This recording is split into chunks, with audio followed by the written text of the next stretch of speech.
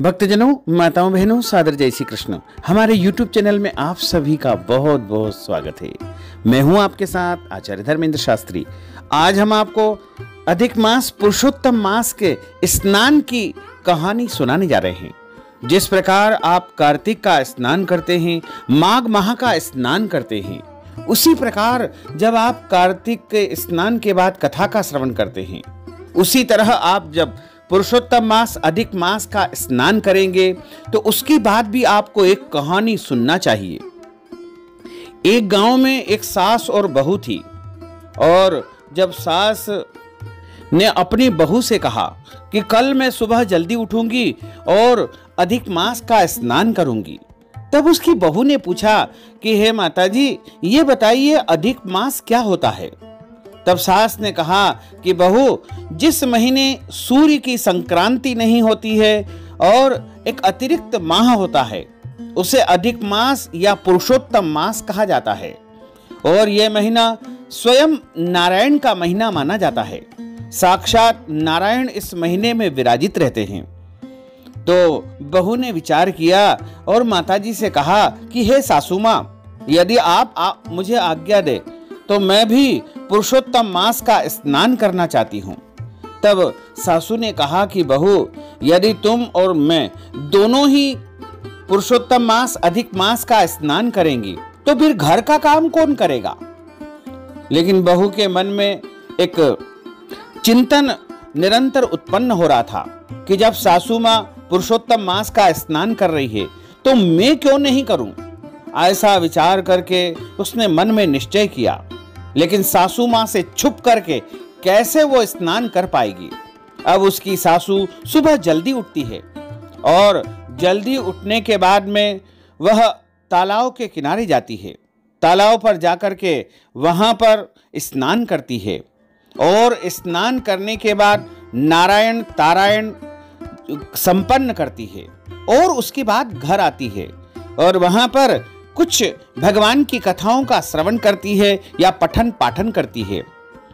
तब बहू से कहती है कि बहू, स्नान की विधि में सबसे पहले स्नान किया जाता है, फिर नारायण किया जाता है, फिर तारायण, फिर पारायण किया जाता है। बहू पूछती है कि माताजी, ये नारायण तारायण और पारायण क्या होता है।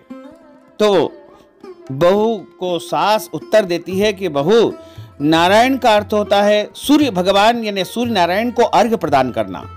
तो जब हम अधिक मास का स्नान करें तो सबसे पहले सूर्य भगवान को जल अर्पित करें, उसे नारायण कहा जाएगा। और उसके बाद तारायण, जब सुबह सुबह हमको तारे दिखाई दे उसी समय स्नान कर लेना चाहिए। और तारों को अर्घ्य देने की विधि को तारायण कहा जाता है।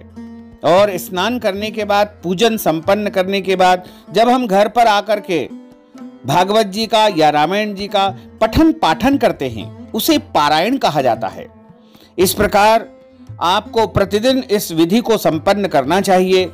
तब बहू ने विचार किया कि सासू मां तो तालाब पर स्नान करने गई है और मैं यहाँ पर स्नान करके अधिक मास का पुण्य प्राप्त कर सकूं। तब उसके घर में जो मटका था, उस मटके के नीचे कुंडा रखा हुआ था, उसमें जल निरंतर गिरता रहता था और उसी जल से बहू ने स्नान कर लिया। और स्नान करने के बाद उसने नारायण यानी सूर्य भगवान को जल अर्पित कर दिया, तारायण यानी तारों को अर्घ्य प्रदान कर दिया। और उसके बाद जल भरने के लिए कुएं यानी कुंडी पर गई। लेकिन अचानक क्या होता है कि उसका जो जल का घड़ा होता है, जल का जो पात्र होता है, जिसे गांव में बेवड़ा कहा जाता है, उसको उठाने में असमर्थ थी। वह घड़ा उठ ही नहीं पा रहा था। वह बहुत परेशान हो गई, विचलित हो गई। तब उसने देखा कि एक लड़का वहां से गुजर रहा है और उसको बुलाया कि तुम मेरी मदद कर दो। उसने मदद कर दी और मदद करने के बाद में उसने एक प्रकार का ताना मार दिया कि तुम घर के कुंडे के पानी से स्नान करती हो और तुम्हारी सासू वहां तालाब पर जाकर स्नान करती है।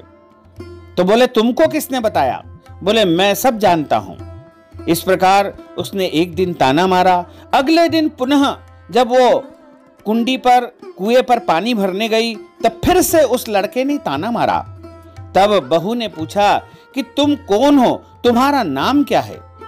तब उसने कहा कि मेरा नाम दामोदर है, और बड़ी मधुर मुस्कान में, सुंदर आवाज में प्रतिदिन बहू से वो वहां पर चर्चा करता और बहू की सहायता करने लगा।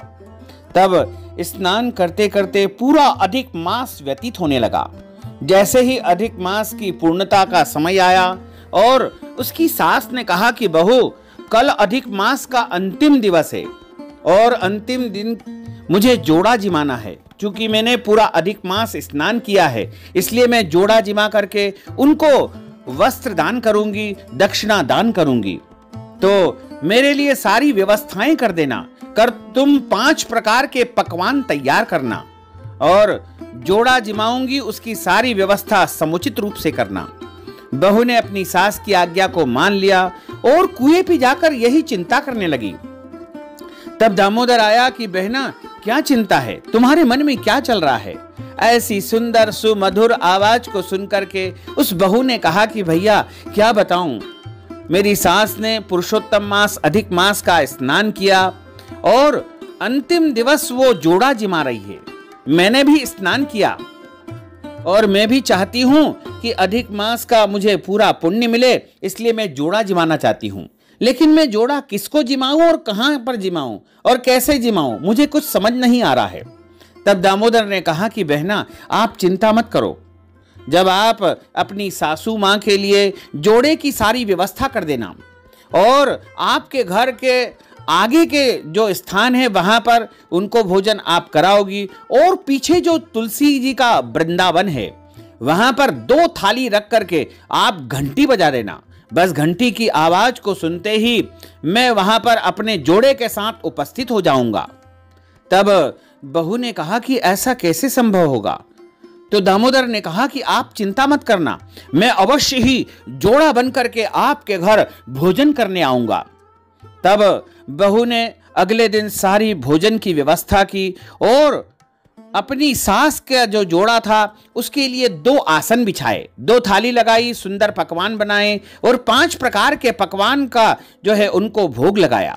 और उसके बाद जब इधर सासू मां का जोड़ा भोजन कर ही रहा था, उसी दौरान उसने दौड़ दौड़ करके 2 थाली और तैयार कर ली और पीछे जो वृंदावन था, तुलसी का क्यारा था, वहां पर 2 थाली रख करके उसने घंटी बजाई। और जैसे ही घंटी बजाई तो दामोदर अपने जोड़े के साथ वहां पर उपस्थित हो गए, अपनी पत्नी को वहां पर ला करके और जोड़े सहित भोजन करने लगे। और भोजन करते करते और इधर सासू मां ने आवाज लगाई कि बहू जल्दी आओ, मुझे जोड़ों को वस्त्र दान करना है, इनको दक्षिणा दान देना है। तब उसने अपनी सासू मां के जोड़े के लिए वस्त्रदान आदि की व्यवस्थाएं करवाई। उधर उसने विचार किया कि मेरे द्वारा जो जोड़ा बुलाया गया है उसको भी मुझे वस्त्र दान करना है, अब क्या करूं? तब बहू ने विचार किया तो दामोदर ने कहा कि बहना क्या चिंता कर रही हो? तो उसने सारी बात बताई और कहा कि बिल्कुल भी चिंता मत करो, बस 2 तुलसी के पत्ते लेकर आओ। और तुलसी के पत्ते जैसे ही उसने ला करके और दामोदर के हाथ में और दामोदर की पत्नी के हाथ में रखे, दोनों तुलसी जी के पत्ते सोने के बन गए। अब वह बहू देखती ही रह गई और पूछा कि सच सच बताओ, तुम दोनों कौन हो? तो दामोदर ने कहा कि मैं कोई और साधारण मनुष्य नहीं हूं, मैं स्वयं कृष्ण हूं और यह मेरी धर्म पत्नी रुक्मणी है। और तुम्हारे इस प्रेम को देख करके हम दोनों स्वयं तुम्हारे घर भोजन करने आए हैं। तब बड़ा ही बहू को प्रसन्नता हुई और उसने बारंबार प्रणाम किया। प्रणाम करके उनको वहां से विदा किया। और जैसे ही वो वहां से गए, जिस थाली में भोजन किया था वो थाली हीरे जवाहरात मोतियों से भर गई। और जितना भी वहां पर स्थान था, जितने भी पात्र थे, उनमें सब में हीरे जवाहरात भरे हुए थे। और कुछ देर के बाद में जब उसकी सास सभी कामों से निवृत्त होकर के रसोई घर में आई तो वहां देखती है कि सभी बर्तनों में हीरे जवाहरात मोती आदि भरे हुए हैं और भगवान के चरणों के निशान भी उस सास को दिखाई दिए। तब सास ने पूछा कि बहू ये क्या है, ये क्या लीला है आखिर? तब बहू ने सारी बातें सच सच बता दी कि माताजी आप नाराज मत होना, मैंने आपकी आज्ञा की अवहेलना करके पुरुषोत्तम मास अधिक मास का स्नान किया था और दामोदर और भगवान कृष्ण के रूप में यहाँ पर पधारे। उनकी धर्म पत्नी रुक्मणी जी भी यहाँ पधारी थी और दोनों ने भोजन किया और वरदान स्वरूप यह धन धान्य वैभव मुझे प्रदान करके गए हैं। तब सासू ने कहा कि बेटा, तुम्हारी भक्ति परम सच्ची है और सच्चे भाव से तुमने अधिक मास पुरुषोत्तम मास का दान पुण्य किया है और नारायण तारायण पारायण पूरे विधान से तुमने किया है। तो इस प्रकार बहू पर जैसी कृपा प्रभु आपने की है वैसी कृपा सभी के ऊपर बनाए रखना। बोलिए गोपाल कृष्ण भगवान की जय, पुरुषोत्तम भगवान की जय। नमः पार्वती पते हर हर महादेव हर।